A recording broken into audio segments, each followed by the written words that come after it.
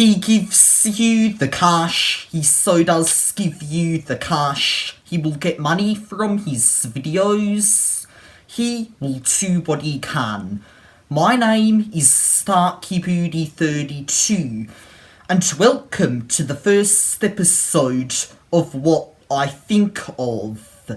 So, if none of you know, about a month ago, I uploaded a video called What I Think Of Trailer, and basically in that video I explained about what was gonna happen and what this is all gonna be about. And now here I am out with the first episode of What I Think Of.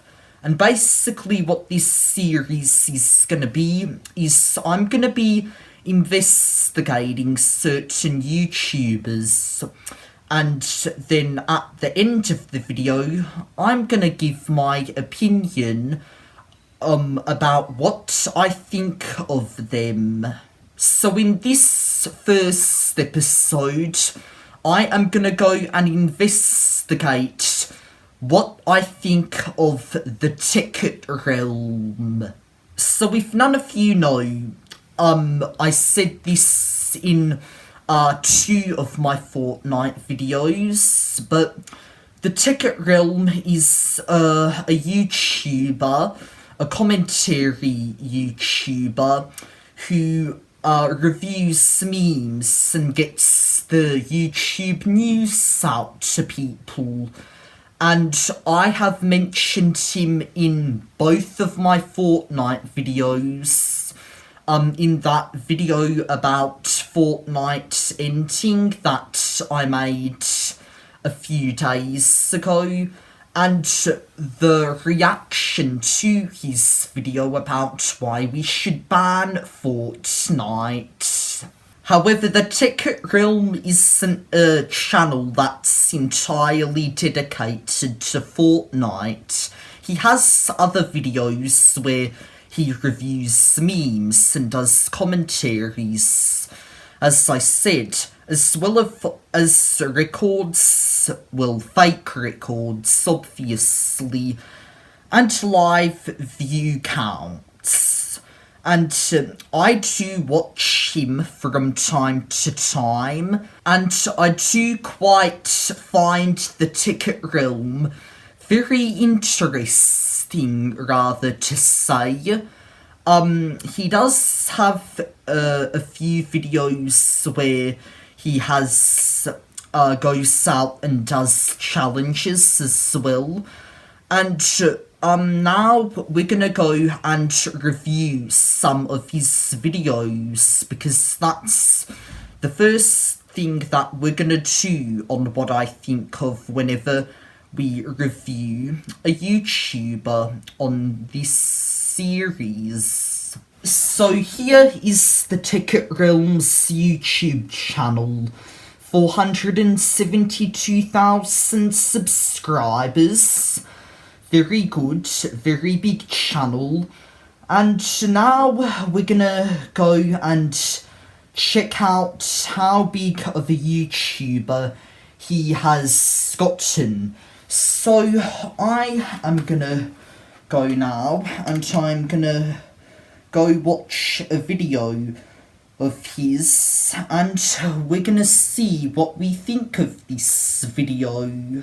Yo, what's going on, guys? And today, yep, the title that you just read is correct. We are going to be living in a real-life Minecraft house for 24 hours. Because playing Minecraft, just the normal Minecraft, wasn't enough. So I decided that, well, I'm gonna go and build a Minecraft house in real life. So that's literally what's gonna happen today. Well, we have our dirt blocks here. This one is grass. Okay, so here it is. Here's all of the stuff I need to have in order to build the house, including that Minecraft torch. It took so long just to get all this stuff out of my car, and it's already like sundown, so I gotta hurry up, because if I don't hurry up, I'm gonna start getting bombarded by all these mobs. I mean, you know how the game works. Well, guys, we did it. We built the house, and now my main goal is just to pretty much survive in it for 24 hours. So you know when you were like 12 years old and you first played Minecraft, you dug up some dirt and you thought it looked like but you built a nice, you know, dirt house and you survived the first night in it. Well, I'm taking it to a whole new level because obviously here I am doing it in real life. So for appetizers tonight, we have nuts, and then for later on, we have more nuts. So yeah, it's gonna be a very exciting night. So as you could see, as the title of that video said, he did a challenge where he went out to the middle of nowhere and stayed in a real-life Minecraft house for 24 hours. This could be fake on a lot of levels, but it probably isn't. It looks too realistic to possibly be fake. So I will give him a pass on that one. However, the TheTekkitRealm isn't all that good when it comes to his content. There is this one live stream that he's doing where apparently he plays Subway Surfers for one whole year. And we're gonna go watch and react to that live stream together, and I'm gonna tell you about just how fake this is.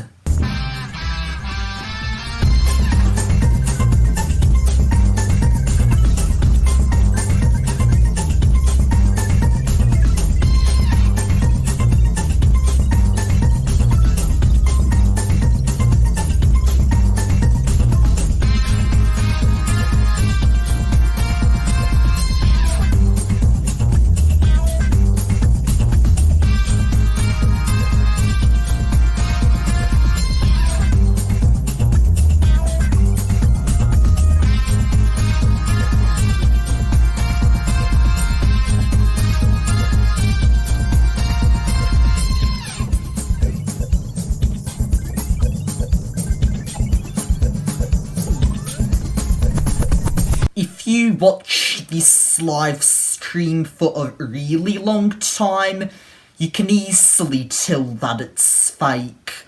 You can tell as the music plays, sometimes it restarts at random points, which if that were actually Subway Surfers, that wouldn't be the case. And Subway Surfers is not a bad game. A lot of people play it. However, I have played Subway Surfers enough times to know that when you crash, that is it. And when he happens to crash on this live stream, it just continues. And also there are a few errors with what he's got on screen. He's also showing the amount of subscribers that he has, which just remains. I know that TheTekkitRealm doesn't actually have 472,000 subscribers exactly, but you can see there that his subscriber count does not change, which I kind of think is very stupid. But the best possible explanation behind this live stream is that it's a robot. He's hired a robot to help play the whole game for him, and hack the game so that it can be like a real world record, but we all know it's fake, and that is one thing that is misleading about TheTekkitRealm.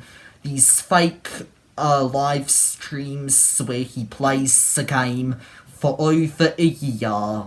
Next up, we're gonna check out this video that TheTekkitRealm made, where he was asking the question if the Area 51 raid would actually happen. And now that the Area 51 raid is over, I will give my thoughts on all of this after we watch this video together, and I will give you what I thought about it and whatnot, and I will give my opinion about what he thought about it. Area 51 proper is not really an Area 51 itself. The actual technical name for it is the Groom Lake Testing Ground, and it's located exactly 82 miles northwest of the municipally populated location known as Las Vegas, Nevada, 36.7 miles away from the city of Alamo, and only a measly 28.3 miles away from the closest instance of civilization known as Rachel, a city with a population comparable to that of Bikini Bottom. The only sensible way to get from Armagosa Valley to Area 51 is to backtrack around 50 miles down the 95 highway to enter Las Vegas again from the northeast, then to exit off of the 15 northwest, and then to enter back onto the 93 highway, only to take that up around 70 miles before exiting onto the extraterrestrial highway known as 375. From this point on, you will reach the actual two different roadways that lead to the two different entrances of the base. Considering the fact that I don't think 1 million people would want to pay for that much of a gas price, we will assume only around 100,000 more dedicated individuals will be left after this point. There is no distinct barbed wire fence or electronic gate that's going to stun you if you decide to step over the border. However, what you will find a little bit of trouble with is these guys. These are what are known as the camo dudes, and they patrol the outward side of the base. You will see them 24/7 no matter what time you go, so there's no evading them. They will be stationed at different portions of the base, but most definitely they will be stationed at the front gates. So this is where the main distraction takes place. As we cross over the hill that overlooks the base, we enter into the area of which Groom Lake resides. 5 miles from the closest buildings that are located on the base, we start to see some frontline defense from the military. Apache helicopters are dispatched, along with a lot of tanks and mobilized units. Armed vehicles with multiple men in them will arrive at the scene. White vans, stationary ground turrets will be placed around a proximity of the base as well. However, this still will not be enough to stop 100,000 people. But to answer the question, will the Area 51 raid actually happen? The answer is no. This is a joke. It was always a joke, and it should be interpreted as nothing more than a joke. So basically what this video was is he was explaining the meme, the Raid Area 51 meme, and basically if it was possible or not. And I have watched that video before the Area 51 raid actually happened, but the Area 51 raid didn't happen. It was more of a protest rather than an actual raid. I know that it was a joke started by a guy known as Smaddy Roberts, but I thought that a lot of people would take it seriously and actually try to storm Area 51, but that did not come to pass, unfortunately. I would have loved to see some aliens and some extraterrestrial technology found by the raiders, but unfortunately that did not happen. I watched the live stream on September 20th, and I was disappointed to find out that the raid didn't actually happen. And the TheTekkitRealm was right all along. The answer was no. It was only a protest. Next up, we're gonna look at his most recent video called What Happened to Fortnite, The Downfall of a Game. Let's take a look at this and let's give our opinions on it. In 2011, at the Spike Video Game Awards, there was a new game that was announced that no one had ever heard of before. And the name was pretty peculiar, but at the time it was just a simple idea that not many people really knew about or had that much of information for. Yeah, I mean, I can't go into too much detail right now since we wanted to just have a little bit of a teaser out there, but I can tell you traditionally we make shooters, and shooting it's in there, but it's really not what the game's all about. It's really a game that is more about survival than anything else. The game is pretty much just as simple as it is successful, and every single person I'm imagining who is watching this video has at the very least played the game once. Because if I've played the game more than once, I'm pretty sure it's safe to assume that you have. Because back in 2017, when I first saw the game at one of my friend's house, I just randomly saw them playing this brand new, weird, cartoonish game that I had never seen before. It kind of looked like Call of Duty at first, except maybe with a different texture pack if Call of Duty equaled Minecraft. So I just asked my friend what it was, and long story short, that's pretty much how I found out about the game. What does this mean, and why did this all of a sudden take over every single person's launch screen of Fortnite itself?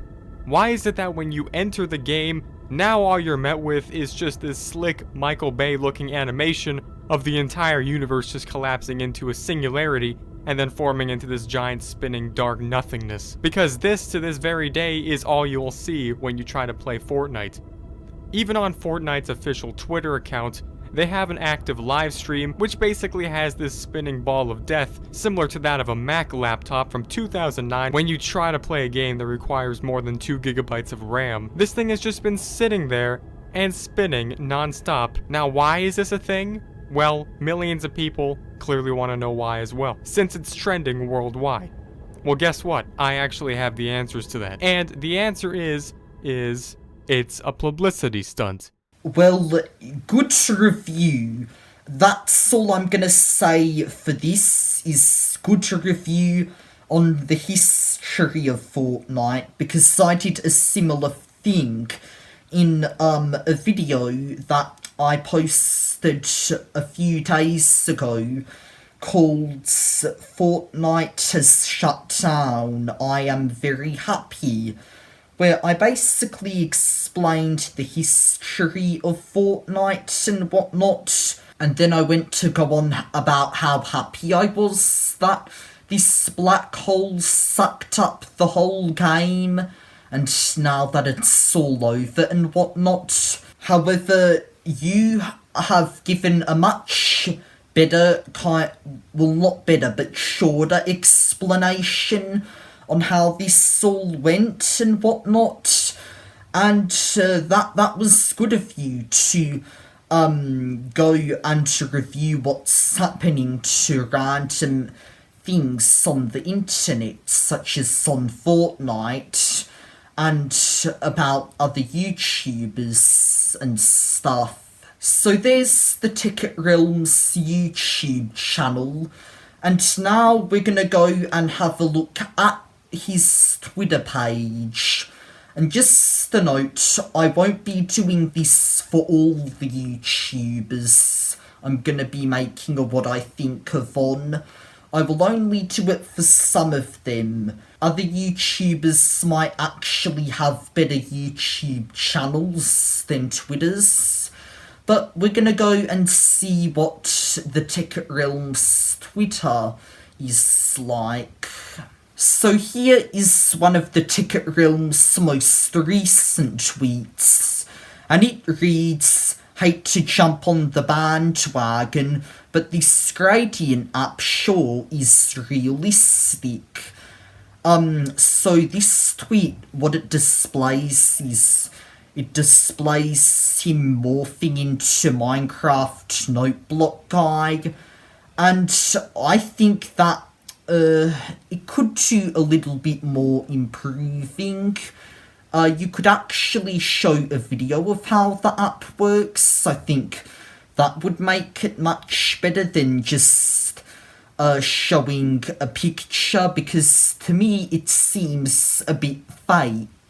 Here's another tweet of a meme that he posted, a Minecraft meme, and it reads, "When you're mining and you hear the hiss behind you." Yep, I had to do that. I had to go hiss. like a creeper would in Minecraft. Most of the Ticket Realm's tweets so far, a lot of them have been memes, and the rest have just been basic updates for his YouTube channel and whatnot. And I think that's fine. I think Twitter as your meme side of your channel, I think that's okay. And having all these updates and challenges on YouTube, I think that is really more entertaining to kind of watch and get into. Obviously, the Ticket Realm has a lot of videos and a lot of tweets that I would have loved to cover in this video, but because of the capacity of this video, I don't think I would be able to. But now, after I've investigated him and seen what he's doing on YouTube and Twitter and whatnot, I am ready to give my opinion. What do I think of the Ticket Realm? I don't think the Ticket Realm is that bad of a YouTuber. I mean, he has made a lot of funny videos and a lot of serious updates. Really, he's in between for me. He's not that bad or that good, he's just in the middle. And for the next episode of What I Think Of, please post in the comments section below which YouTubers you'd like me to give my opinion on next, and I will be sure to do a video dedicated to those YouTubers, so what I think of on them, and be sure to stay tuned for more good episodes of What I Think Of. And until next time, my name is StarkyBooty32, and thank you for listening, humanity. TalkyBooty32, TalkyBooty32, he's the one who's right here. TalkyBooty32, he wears a shirt over